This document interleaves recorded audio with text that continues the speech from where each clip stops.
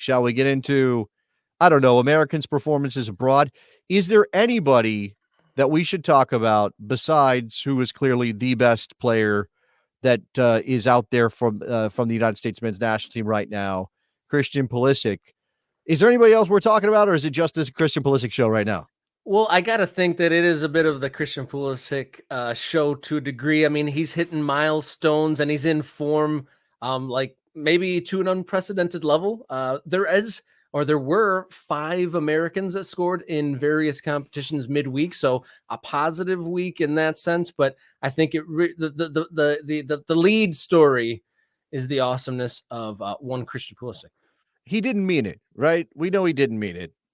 He said so in Italian after the game, that he was trying to cross it like he does every other corner kick, and it just so happened to find the net and get Milan on their way to a victory in the Champions, which they definitely needed. They desperately needed. In fact, there was a little bit of controversy, Robert. Did you catch the controversy with the broadcaster, with the guy who called the game between Milan and Bruges? What he said something like he needed that. After Pulisic scores the Olimpico, he said he needed that. And American soccer fans went apoplectic. They would like exploded. What do you mean he needed that? Don't you know we're excited about this? On fire right now. The best form of his career. He's finally enjoying his football. What are you talking about? And I heard this through the grapevine secondhand. I don't know if it's true. That broadcaster then subsequently didn't apologize. He subsequently explained what he meant was the team, Milan, needed that because of their Champions League campaign to this point. And therefore, instead of saying they needed that, he said he misspoke. I don't know. But Christian Pulisic again on the goal sheet in the most absurd way. But hey, I'm not going to hate it. Like when the soccer gods shine upon you, you accept all of that light. Well, you know, those broadcasters are pretty good at talking themselves out of a hole. Maybe he did mean but he wasn't up on the hot streak that Christian Pulisic is on, and he just wanted to backtrack out of it. He's a wordsmith. He's a professional commentator. He meant the royal he. That's what the royal he. Is that a thing? Did I make that up? That's not a thing. Definitely not. I mean, if you're a wordsmith, you can get away with it. Again, this is a thing. I guess he did correct himself in the game. I only saw the moment. I did hear him say he needed that. I wasn't paying attention to what other words came out of the man's mouth. He did a fine job. He was calling a Champions League soccer match solo on the world feed, which is a weird thing. We don't often hear. I guess that kind of indicates where Milan is in the pecking order right now.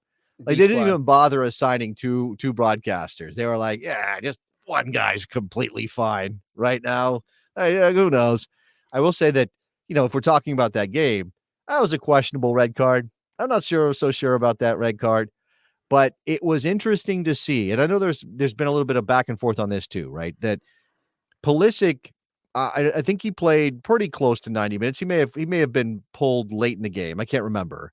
Rafael Leao was pulled pretty early by Paulo Fonseca.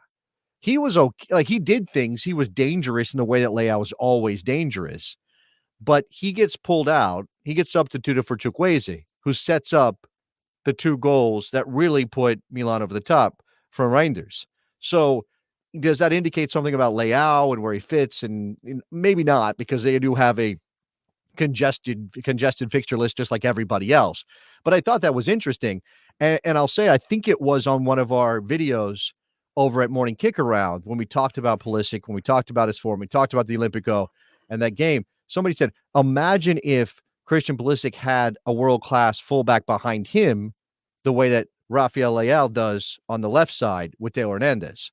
Like, imagine if that was flip-flopped or Pulisic had that much help. He wouldn't have to, because Leao is great going forward, but what he doesn't bring to the table as well as Pulisic does is the ability to defend, track back, press, counter press, do things that Fonseca, as a modern football manager, really wants his attackers to do.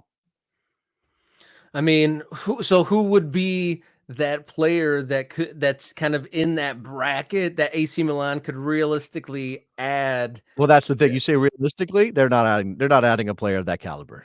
Not at this moment, right? And like it's a credit to Pulisic that it doesn't make a difference for how he has affected that team on both sides of the ball, but clearly he's paid to score goals and set up goals, and he's done that.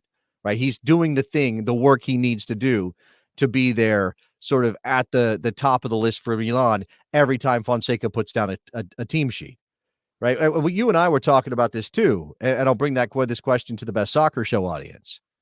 Is Christian Pulisic too good for AC Milan? I said that a little bit in jest, to poke the bear, so to speak, but I don't think that's out of line because we want Pulisic to be competing for trophies and championships. I mean, them winning midweek is encouraging that they're not going to flunk out of the Champions League, and they're not exactly at the top of the Italian league. So American fans might think he is if he continues his form, but him being like the number one guy on AC Milan is a huge fine. achievement in its own right.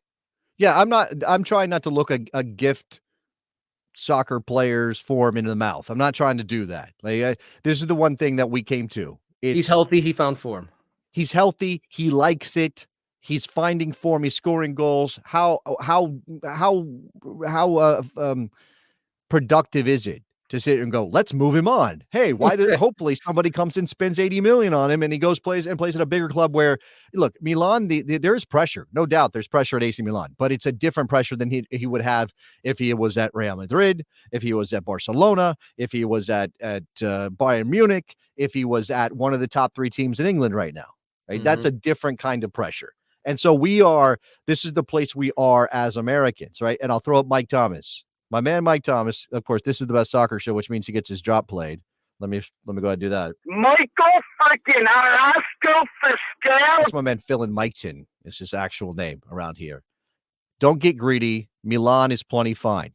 Man, that feels a little defeatist. I mean, I agree with it, but it feels a little defeatist to say that, right? That let's not get greedy. Let's just accept that Pulisic needs to be at a club like Milan, Robert, to thrive.